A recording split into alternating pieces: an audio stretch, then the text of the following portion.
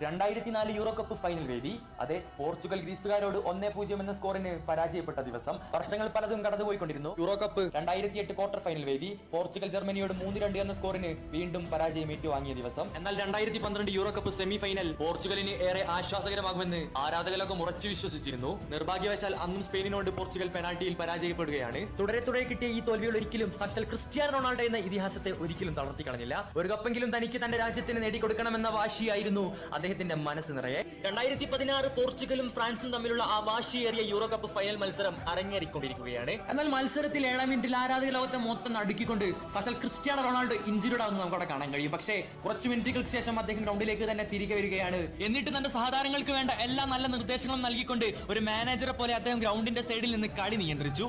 Yes, finally അദ്ദേഹത്തിന്റെ ആ നിയന്ത്രണം ഫലം കാണുകയാണ്. 109 മിനിറ്റിൽ ഇടന്റെ മനോഹരമായ ഒരു ഗോളിൽ പോർച്ചുഗൽ ഫ്രാൻസിനെ 1-0 എന്ന സ്കോറിന് വീഴ്ത്തിയിരിക്കുകയാണ്.